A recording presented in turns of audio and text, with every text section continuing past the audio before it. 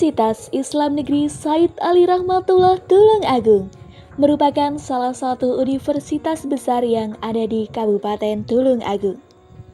Dan pada akhir tahun 2023 sampai Januari 2024, UIN 1 Tulung Agung telah mengadakan program tahunan yaitu Kuliah Kerja Nyata yang merupakan bentuk pengabdian kepada masyarakat. Pada program KKN kali ini, UIN 1 Tulung Agung mengusung tema Keluarga Maslahat. Terdapat banyak titik lokasi pengabdian yang ditentukan dan pada kelompok ini bertempat di Desa Bendo Agung, Kecamatan Kampak, Kabupaten Trenggalek. Desa Bendo Agung merupakan sebuah wilayah yang strategis. Desa tersebut dikenal dengan kearifan lokal yang dimiliki, antara lain terdapat berbagai jenis UMKM yang dapat menunjang kehidupan. Selain itu juga terdapat berbagai kegiatan yang melestarikan lingkungan untuk kehidupan sosial. Dengan beradanya kita pada lokasi ini, kita akan mengetahui bagaimana konsep dari keluarga maslahat yang ada pada Desa Bendo Agung, dilihat dari kehidupan masyarakat Bendo Agung, khususnya wilayah Dusun Kedungdowo ini. Berkaitan dengan tema KKN tersebut, kami Kelompok 2 KKN Desa Bendo Agung akan menampilkan sebuah film dokumenter kecil yang diambil dari sudut pandang Bapak Nurkholis. Perkenalkan, saya Nurkholis, adalah warga Bendo Agung, Kampak, Trenggalek. Saat ini saya sudah berkeluarga dengan seorang istri dan dikaruniai 2 orang putra. Saya mengawali pernikahan tahun 2011. Kemudian 2012, alhamdulillah Allah memberikan karunia seorang putra yang saat ini sudah kelas 6. Kemudian tahun 2017 Allah mengkaruniakan putra yang kedua. Putra yang pertama saya beri nama Naswa, putra yang kedua saya beri nama Kamila. Saya menikah dengan seorang perempuan berasal dari Kabupaten Trenggalek juga. Mengawali perkenalan dari perguruan tinggi yang sama. Beliau adalah adik kelas saya waktu itu di sebuah perguruan tinggi negeri satu-satunya di Tulung Agung, saat itu STAIN Tulung Agung. Alhamdulillah dalam perkenalan saya dengan perempuan waktu itu berjalan lancar sehingga kami sepakat berdua untuk melanjut tahapan perkenalan untuk membentuk mahligai rumah tangga. Kemudian direstui oleh kedua orang tua tahun 2011.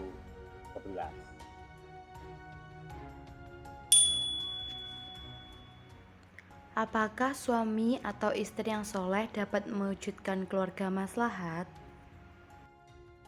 Untuk membentuk keluarga yang soleh, keluarga yang maslahah, maka bibit, bebet, bobot sangat menentukan. Maka dari itu suami yang soleh, istri yang solehah juga sangat menentukan bagaimana terwujudnya keluarga yang baik pula. Lantas pertanyaannya, bagaimana kalau kadung, misalkan istri saya kurang solehah, suami saya tidak soleh, kurang baik dan lain sebagainya. Tentunya masih ada cara untuk memperbaikinya. Kalau sudah berumah tangga, ternyata misalkan keluarga saya, istri saya, suami saya ternyata kurang menguasai bidang ilmu agama.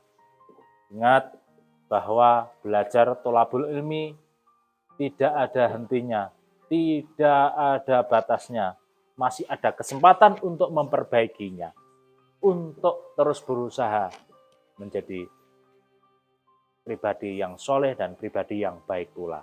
Maka dari itu, kalau kita berumah tangga saat ini sudah diberikan suami atau istri yang soleh atau yang soleh, kita patut bersyukur.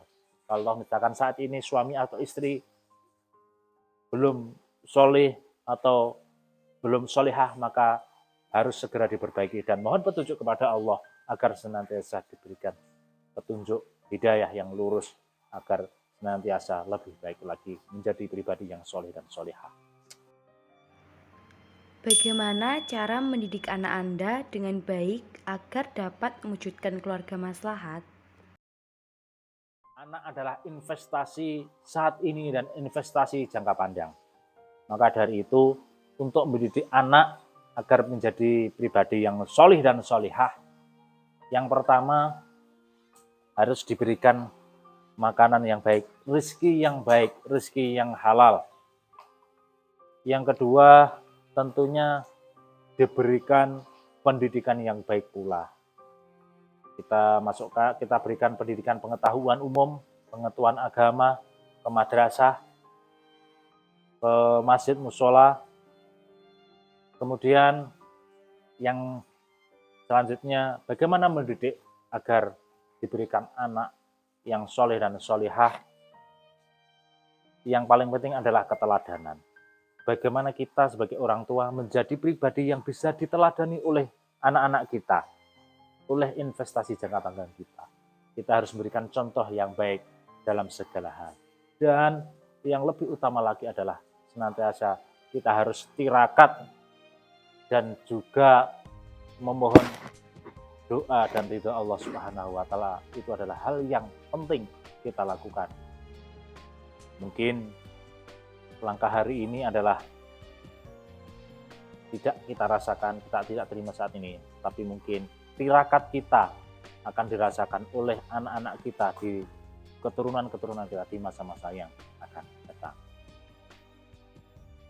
Bagaimana standar ekonomi yang berkecukupan dan bagaimana ekonomi tersebut dapat mewujudkan keluarga maslahat? Kadang problem ekonomi menjadi kendala untuk berkeluarga. Banyak ditemukan karena problem ekonomi beberapa akhir ini, banyak satu keluarga yang bunuh diri karena problem ekonomi. Banyak kita temukan karena problem ekonomi ada keluarga yang harus berpisah. Nah, maka dari itu, kalau kita melihat sesuatu dalam hal ekonomi yang ada di atas kita, maka tentunya kita tidak akan merasa puas. Ingat bahwa kalau dalam hal ekonomi kita harus melihat orang-orang yang ada di bawah kita. Kalau sudah seperti itu, saat ini ternyata saya masih bisa ngopi. Maka kita harus melihat, bagaimana seandainya teman-teman kita, saudara-saudara kita yang saat ini tidak bisa ngopi, hanya sekedar ngopi. Kita melihat hari ini kita diberikan rumah, bisa berteduh, bisa tidur nyenyak. Kita harus bersyukur. Ternyata ada saudara-saudara kita yang masih kesulitan untuk hanya bisa tidur, numpang tidur, sulit untuk tidur.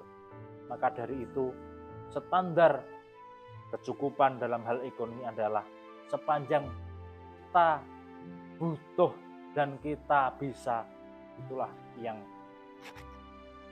paling penting. Bukan hal yang kita inginkan, tetapi saat ini adalah hal yang kita butuhkan. Misalkan saat ini kita butuh makan dalam satu hari, ternyata kita bisa makan 3 hari, ya sudah. Itu adalah hal yang cukup. Saya kira itu bisa menjadi yang bahagia. Bukan, hari ini saya pengen makan sate. Itu kan pengen, keinginan. Tetapi untuk makan sate, kita harus susah payah. Bukan yang kita butuhkan, kita makan saat ini, kita makan sate. Nah, itu sesuatu hal yang berbeda. Maka yang kita butuhkan sepanjang kita perlukan, memang hari ini kita memang butuh hari ini. Dan kita cukup, kita bisa, insya Allah kita bahagia. Bukan apa yang kita inginkan. Karena keinginan manusia, keinginan seseorang adalah tidak terbatas. Bagaimana pergaulan yang baik menurut Bapak, dan apakah pergaulan yang baik bisa menjadi indikator untuk mewujudkan keluarga maslahat? Kita adalah makhluk sosial. Kita tidak bisa hidup sendiri. Kita pasti membutuhkan orang lain. Sekaya apapun kita, sehebat apapun kita tidak bisa hidup sendiri. Kita pasti membutuhkan orang lain. Maka dari itu, kita sebagai makhluk sosial, kita harus bisa hidup berdampingan dengan orang lain, hidup bekerja sama dengan orang lain. Maka dari itu, kita pasti tidak asing dengan pepatah khairun nas anfa'uhum linnas. Sebaik-baik manusia adalah dia yang bisa bermanfaat bagi manusia yang lainnya. Bagaimana kita berumah tangga, bagaimana kita bersosial, bagaimana kita bermasyarakat yang baik. Kita harus berusaha menjadi pribadi yang bisa bermanfaat bagi orang lain. Bagaimana kita bisa menjadi orang yang bermanfaat bagi orang lain? Ya, kita bisa senantiasa silaturahim, menjaga hubungan baik, tidak menjelek-jelekan, tidak mengolok-olok, saling membantu, saling menghargai, dan lain sebagainya. Dan kita pada saat ini terkait dengan pergaulan, kadang sesuatu yang jauh itu menjadi dekat, dan sesuatu yang dekat kita menjadi jauh. Apa contohnya? Coba kita lihat. Di sekitar kita ada sekelompok, misalkan pemuda, yang ngopi, berkumpul 5 orang ngopi. Adakah percakapan di situ? Pasti fenomena saat ini jarang sekali ada percakapan. Paling saling mesem ngalor ngidul dari mana. Yang ditertawakan siapa? Ternyata temannya di sana, bukan temannya yang ada di depannya.